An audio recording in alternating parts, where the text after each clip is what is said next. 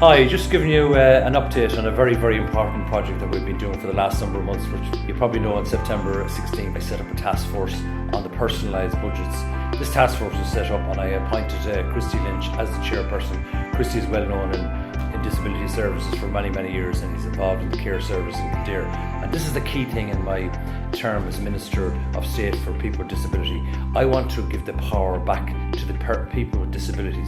We know already in the region of 10 to 14% of the disability community are very interested in the whole idea of personalised budgets. And what they're going to do now is, over the next couple of weeks before Christmas, they're going to come back to me with the report, and in this report we'll see the recommendations for people with disabilities to have more choice, more freedom in accessing the service.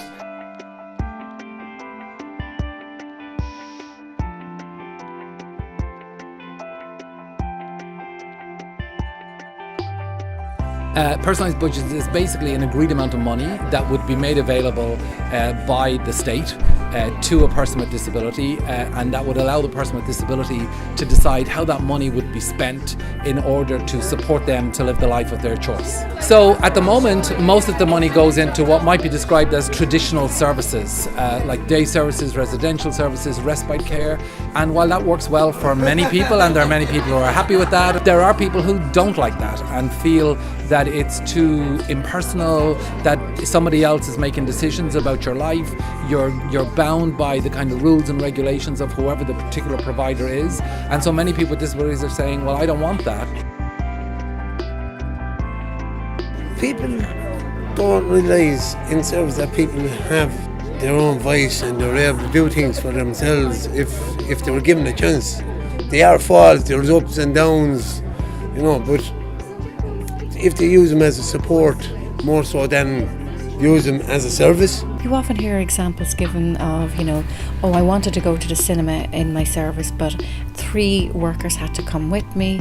They could only operate until 9 o'clock. I had to go to the matinee. Now with a personal budget, I can decide how I want to use that, who I want to go to places, what kind of hobbies I want to do, whether work would be on the agenda, and if it was, to start exploring how I might get there. This is something that's been made available in lots of other jurisdictions. There are examples of it in Ireland, but it's fair to say I would describe them as ad hoc arrangements. I currently operate my own personalised budget through Ocean and the Chocolate, where I have set up my own limited company to administrate my own budget to my staff, which I hire. I have my own bank account, and with a number of friends, a circle of support, I manage my own personalised budget.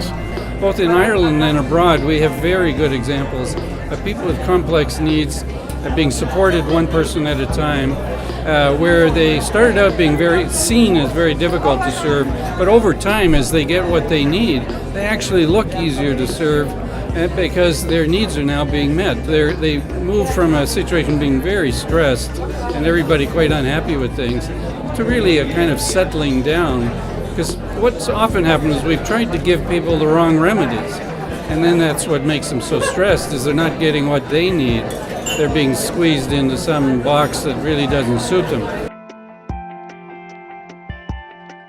The job of the task force is to look at that international experience, look at the work that's been done currently here in Ireland, what's working well, what can we learn from other people's experiences, and then to bring a set of recommendations to Minister McGrath, who will ultimately take those to government if he's agreeable with them, as to how we roll out a national system of personal budgets for people with disabilities. Running a budget through a limited company can be quite difficult for some people with disabilities. So within the task force we hope to find and explore different models that might even simplify the process, that a lot more individuals could engage and choose personalised budgets for themselves. The measure of success of all of this will be, do people with disabilities have better lives as Irish citizens that allow them to fully participate and live the life of their choice? That's really what we're trying to get to here. And if this helps people with disabilities to achieve that kind of goal, then this will be a job well worth doing.